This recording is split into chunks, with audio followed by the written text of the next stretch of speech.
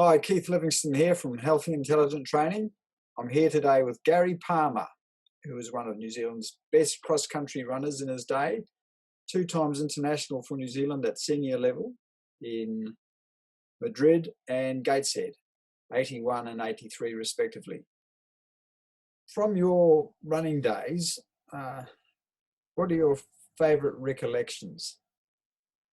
Obviously, the 3 New Zealand junior cross-country titles. I've got very good recollections of 2 of them. The second one I don't remember a lot about. It's one of those races that I ran myself to the point where I've got no recollection of the last 200 metres.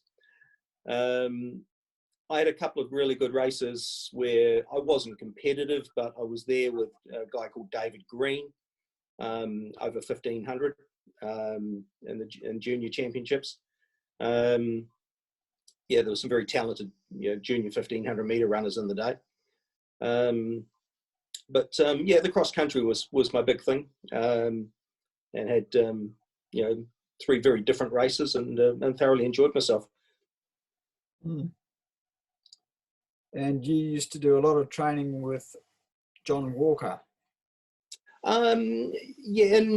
I grew up in Tauranga, and that's where I did most of my junior training until I went to university, which was in Dunedin, and then sort of did the usual student thing and pretty much took a year or so off running. I moved to Auckland after that to go to Teachers College, and that's when I hooked up with Arch Jelley. And so it took me 2 or 3 years to get myself back together under Arch's guidance. Did several runs with John, that was always interesting. He was always a hard man to keep up with, but some of the longer runs I could give him a run for his money up the Waitax Hill. Yeah, not many people can claim that.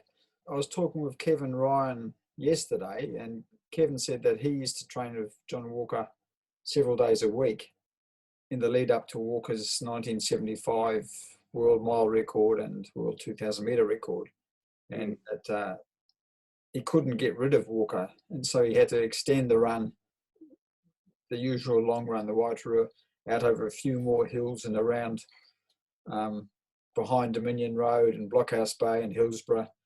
And finally he managed to sort of slow him down. So he was a tough customer. Yeah. Definitely. The training I did with John was later in his career, sort of after I got back from Europe in 83, where I got very crook and I was sort of on the comeback trail. So that's when I did most of my running with John. We used to do a 10-mile loop every once or twice a week from Auckland, Cornwall Park, down through Parnell and across the old sewerage pipeline. Oh, yeah. Back, and that was a good solid 10-mile loop, and we used to run that around about the 52 and a half minutes, every Tuesday. So it was, if I wanted to run longer, I'd do the extra mileage before I started with John rather than afterwards. Yeah. Otherwise, you'd be a bit tired, would you? Just a touch, yeah. Doing a 52, 53 minute 10 miler on a Tuesday is a Tuesday afternoon is something that was just a little different. Yeah, so well that was quite typical of John Walker's distance base, wasn't it? More up tempo running than most. I was doing at that stage 120 to 140 miles a week.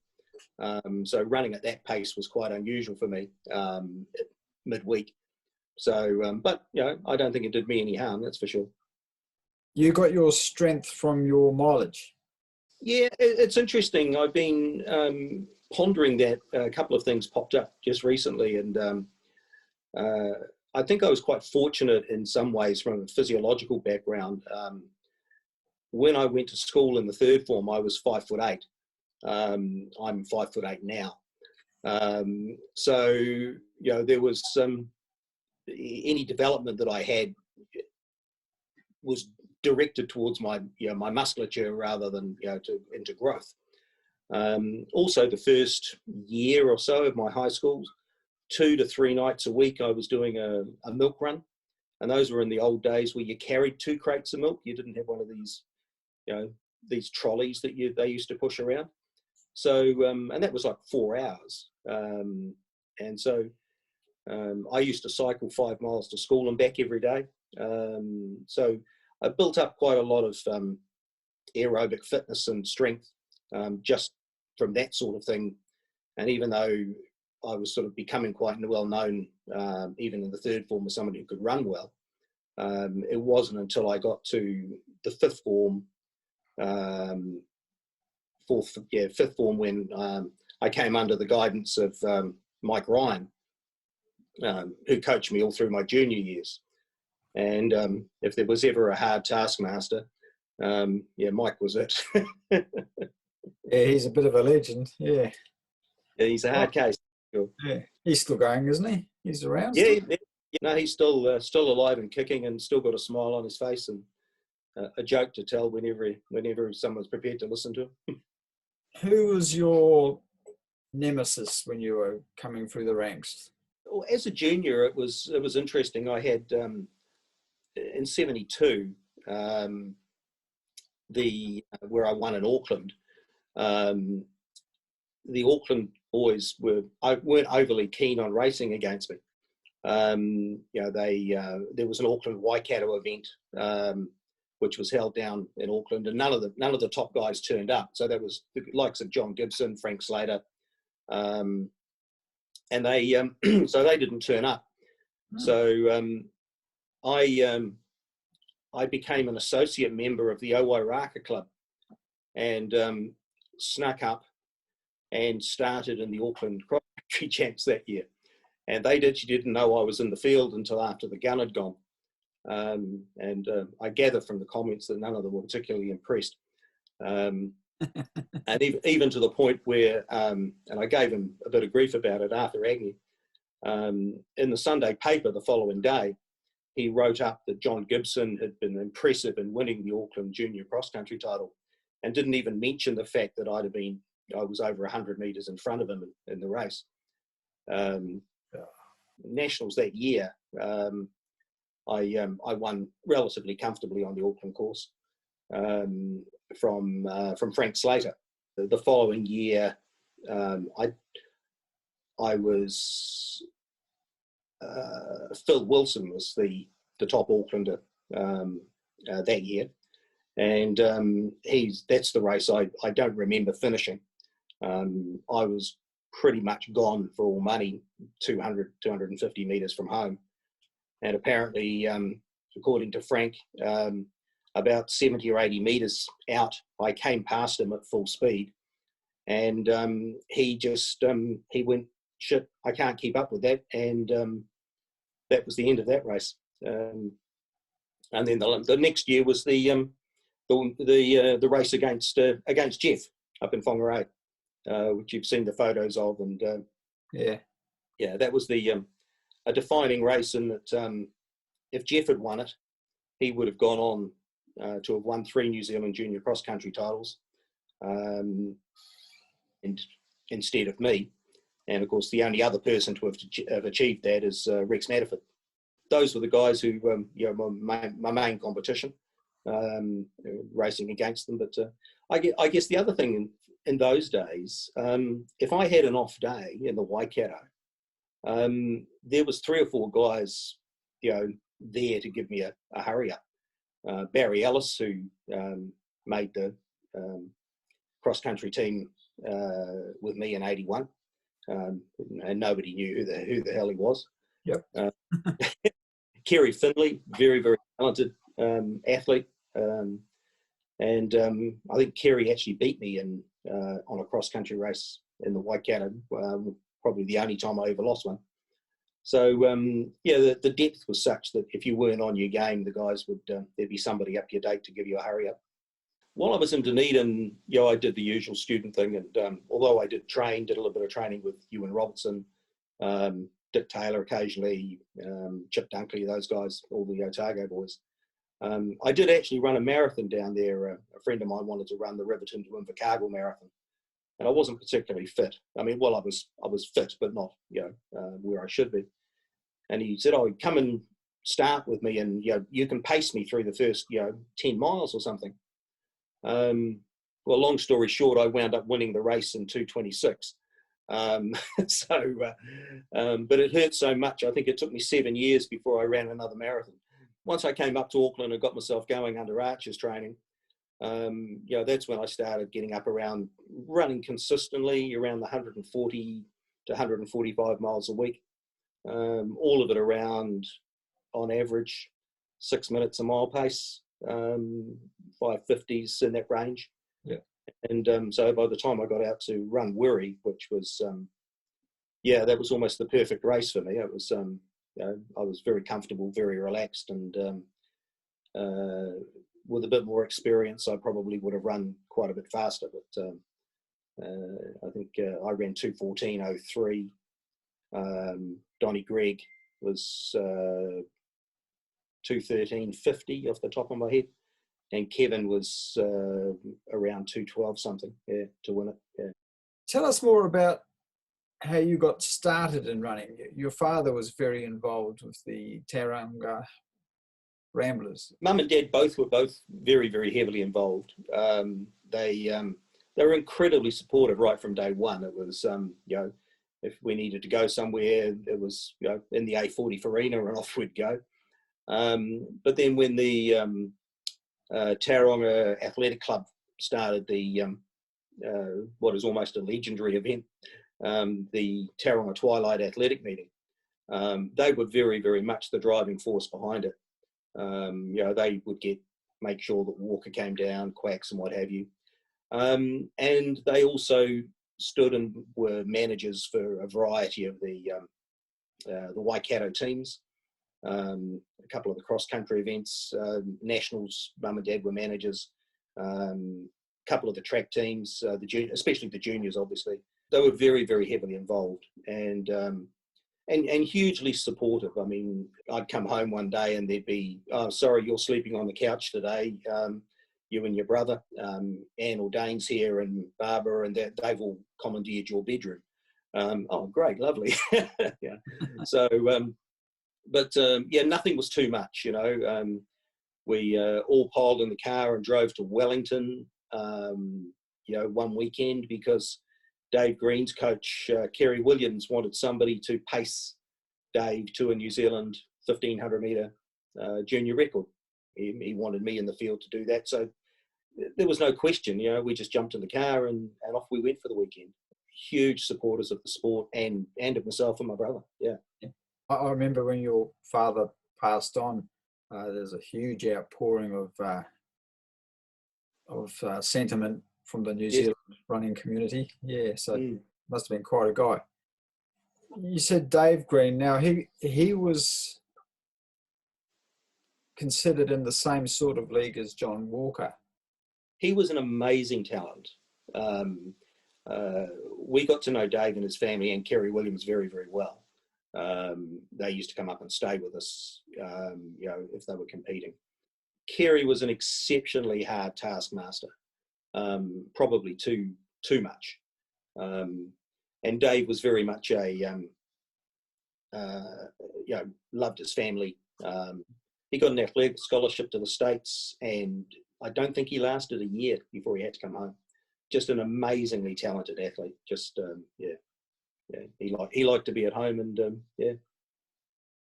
The time I spent in Europe during the 1983 World Cross Country Champs in Gateshead. After that, my wife at the time and I went down to.